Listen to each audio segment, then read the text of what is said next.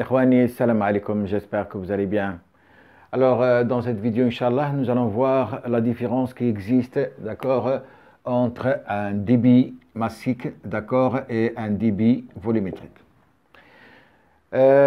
Normalement, le débit, c'est une quantité de matière, d'accord, qui va passer à travers une section pendant une unité de temps. C'est-à-dire que le débit, normalement, d'accord, massique, comme c'est la masse, on parle ici débit massique, masse, ça veut dire qu'elle va être égale à la masse sur un certain temps. D'accord? Le débit volumétrique, comme je parle de volume, vous entendez volume, c'est un volume, d'accord, sur le temps. Alors parfois, on vous dit par exemple, j'ai besoin de faire passer 30 tonnes de blé, par exemple, pendant 24 heures, 30 tonnes de blé pendant 24 heures. Alors, quel est le débit volumétrique? J'ai besoin de passer, par exemple, 30 tonnes, d'accord, de blé pendant 24 heures. Pendant 24 heures. Alors, de là, je dois calculer, c'est-à-dire, je veux savoir quel est le débit volumétrique et quel est le débit massique. Alors bien sûr, ici, comme vous entendez tonne, ça veut dire que c'est une masse, puisque une tonne égale à 1000 kg. Donc ici, c'est-à-dire c'est une masse. De là, je vais pouvoir calculer le débit massique, puisque j'ai une masse, il est égal à 30 tonnes, d'accord? Donc 30 000 kg, en 24 heures. Donc je dois diviser déjà par 24 heures pour savoir en combien d'heures, c'est-à-dire je fais passer combien de tonnes par heure. Alors j'ai 30 000, d'accord, divisé par 24, ça veut dire que je vais faire passer 1250 kg par heure. Je vais faire passer 1250 kg par heure. Et c'est-à-dire si je veux travailler c'est-à-dire dans les unités internationales, donc je vais voir combien je vais faire passer de matière par seconde. D'accord? Parce que vous devez travailler, si vous voulez travailler, déterminer les vitesses, etc., autant travailler avec les systèmes internationaux. Donc, si je veux savoir combien je vais passer par seconde, je vais diviser par 3600, d'accord? Ça veut dire que je vais passer 0,347, 0, donc ici, QM, égal à 1250 divisé par 3600, pour avoir les secondes, je vais faire passer 0,347, d'accord, kilos par seconde. Donc voilà mon débit massique. J'ai 30 tonnes de blé à faire passer pendant 24 heures qui correspondent à un débit massique de 0,347 kg par seconde. Bien. Alors, bien sûr, je dois avoir une relation entre le débit massique et le débit volumique. Parce que le débit volumique, c'est avec ce débit-là que je vais pouvoir calculer la vitesse en fonction des sections, ou bien calculer la section en fonction de la vitesse. Donc, normalement, chaque matériau, si j'ai par exemple du blé, il a une certaine masse volumique. Masse volumique. D'accord? Donc, chaque matériau que vous allez faire passer, il a une certaine masse volumique. Alors, la relation qui existe entre le débit massique et le débit volumétrique, vous avez le débit massique, d'accord, qui est égal au débit volumétrique que multiplie la masse volumique. D'accord? Donc, une fois que j'ai calculé mon débit massique, je connais, c'est-à-dire la masse volumique, je vais pouvoir calculer QV, d'accord, le débit volumétrique qui va être égal au débit massique divisé par la masse volumique. Et bien sûr, ce que je vais trouver ici, je vais trouver des mètres cubes par seconde. Si toutefois j'ai le débit massique qui est en kilos par seconde, je vais trouver des mètres cubes par seconde. C'est bon. Donc voilà un peu comment est-ce qu'on peut, c'est-à-dire jongler à partir d'une donnée, ici, et calculer un peu le débit massique et le débit volumétrique. Supposons que, par exemple, au lieu d'avoir 30 tonnes de blé à faire passer en 24 heures, j'ai par exemple On me dit, voilà, vous avez 10 mètres cubes, d'accord? 10 mètres cubes d'un produit quelconque.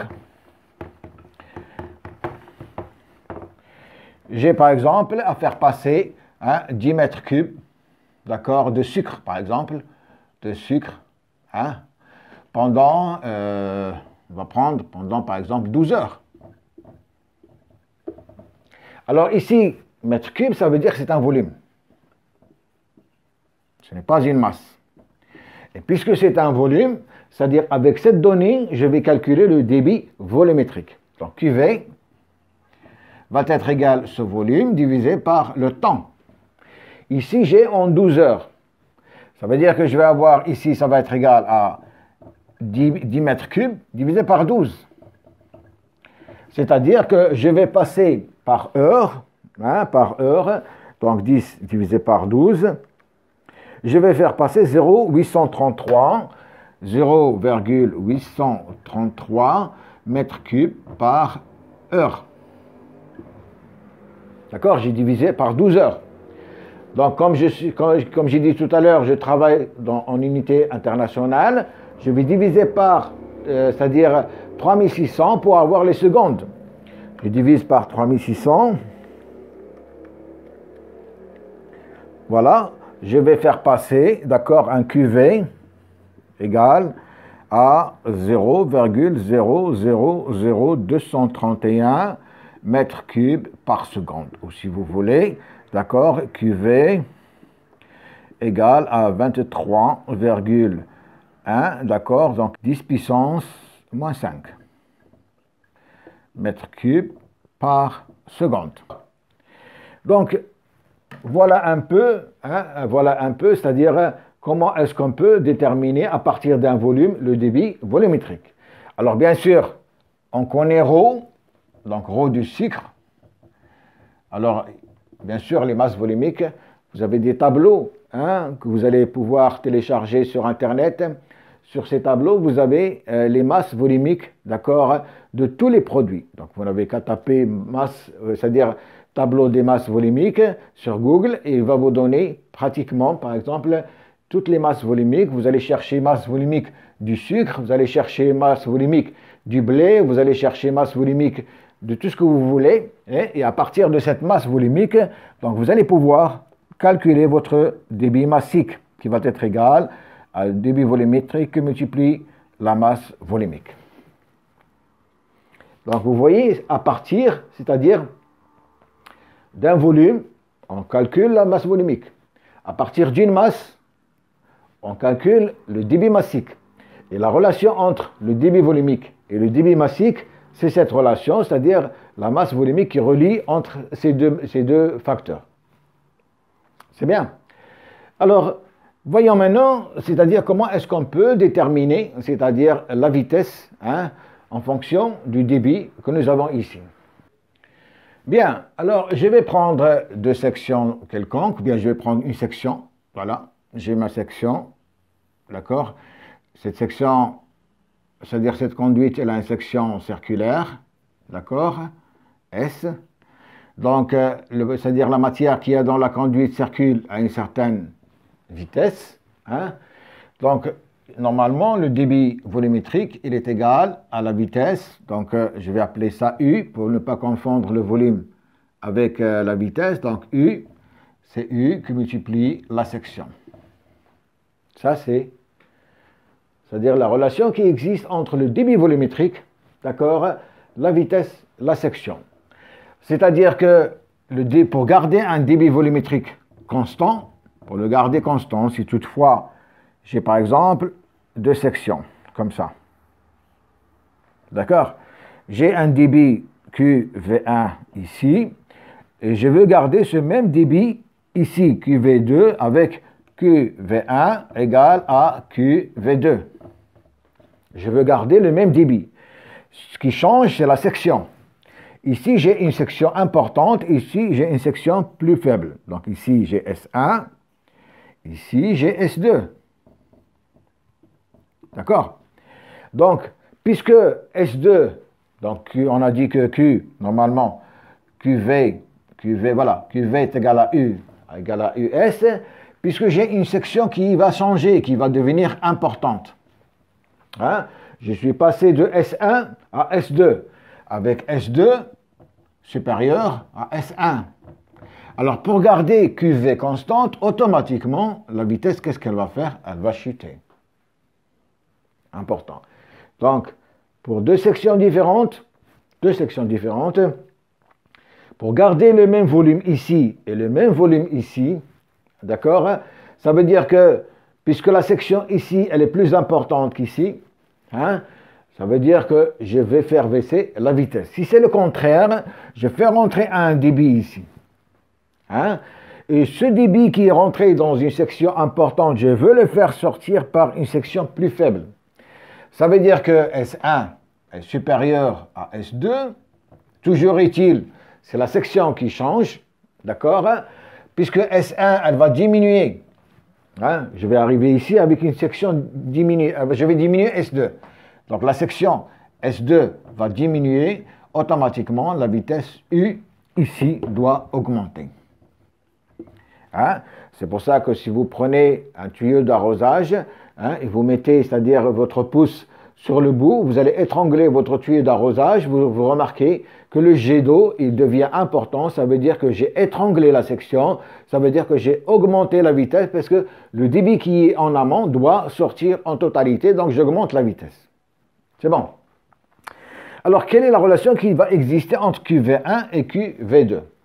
Puisque je garde, c'est-à-dire QV1, je vais garder constant, ça veut dire qu'ici, c'est U1 S1 égale à U2 S2. Et à partir de cette relation, je vais pouvoir calculer, d'accord?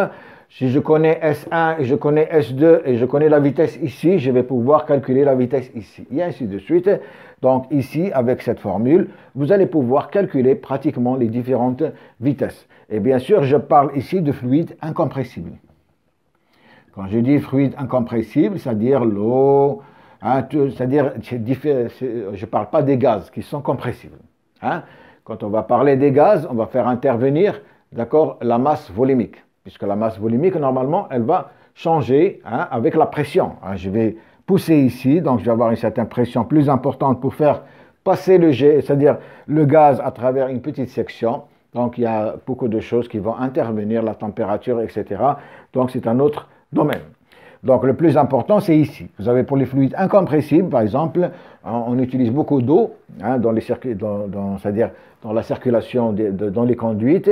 Donc voilà la formule que vous allez pouvoir utiliser pour déterminer, d'accord, les différentes sections et les différentes vitesses. Et voilà, bien sûr, avec le débit volumétrique. Et ne pas oublier que le débit volumétrique, c'est-à-dire le débit volumétrique, normalement, c'est le débit massique sur la masse volumique. Sur la masse volumique. Voilà la relation entre eux. C'est bon. Voilà, j'ai tenu à faire, c'est-à-dire un petit, c'est pas un exposé, mais tout simplement un rappel, hein, très simple des débits massiques et débits volumétriques, parce que ça paraît simple, mais on fait des confusions, on fait beaucoup de confusions lors de la résolution de problèmes, surtout au niveau transport. Hein, quand nous avons un point de transport, et le cas le plus simple, c'est par exemple, vous êtes en train d'étudier un convoyeur, donc on vous donne un tonnage, on vous dit, voilà, je veux un convoyeur qui va transporter, par exemple, 30 tonnes de blé en 24 heures, ou bien il va transporter du sucre, ou il va transporter n'importe quoi. Donc vous devez être capable de faire la différence entre débit volumique et débit massique et calculer la vitesse linéaire de votre convoyeur. C'est bon? Alors je vous remercie, à la prochaine, Inch'Allah.